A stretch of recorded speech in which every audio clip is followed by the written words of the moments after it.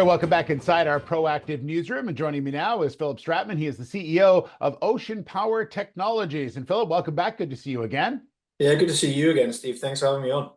Yeah, well, the company out with more news today. We talked about the buoy news release earlier this week, and now we're talking about another U.S. government contract. So this business continues to be a good one for the company. Yeah, absolutely. I think, as we've said before, kind of our buoy business and our vehicle business continues to grow, both on the commercial side and on the US government side. And within, the United States and also overseas. We're very excited that we're able to keep both of those business lines operating and maintaining our ability to satisfy our US government customers. Yeah, it sounds like they like the idea of having a platform that's ready to go. That's I don't want to say plug and play, but really it is. You can sort of put it in and away you go, and it can be scaled up quite quickly. Exactly.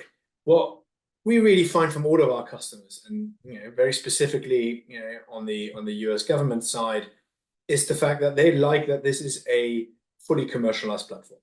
There isn't additional R&D work. There might be some developments they want to do in specific ways they want to operate it, but what they like is here's a proven commercially available off-the-shelf system that they can deploy and where they can operate multiple of them concurrently. This is not a one-off play. The ability to have that interplay between buoys and vehicles and multiple vehicles at any given time, we see as a real game changer when it comes to offshore autonomy and swarming. I would imagine that having these type of customers has been very good for the expected growth that you're hoping to have, and that usually when government gets involved, other governments tend to watch and things like that. So is that something that you see as a really catalyst for growth for the company? Yes, I think we've been executing on the growth strategy that we've set out, for the past couple of years, and we're really starting to see that ramp up. We're seeing buoys, we're seeing vehicles in all parts of the region, and we're seeing multiple vehicles doing jobs now within the US government. We're very excited that, we've moved away from the ones and twos to these are multiple systems at any given time. And I think, our shareholders and all of our customers should be very excited about the fact that we're continuing to scale and really driving that upward trend and continuing on the strategy we set out.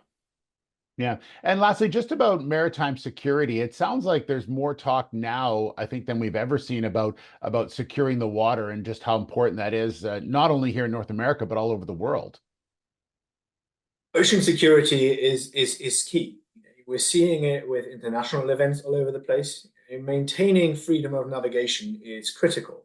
When you're having, terrorist organizations disrupt shipping lanes, like we're seeing in the Red Sea of Yemen, it causes a pressure onto the entire economic system, all of us.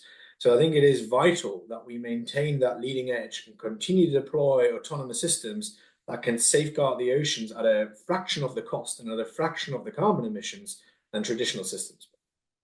Yeah, makes a lot of sense. Philip, thanks very much. Congratulations on this newest contract. Exciting for you and the team. Yeah, thank you very much. Thanks for having us on again. All right, sounds good. Philip Stratman, the CEO of Ocean Power Technologies.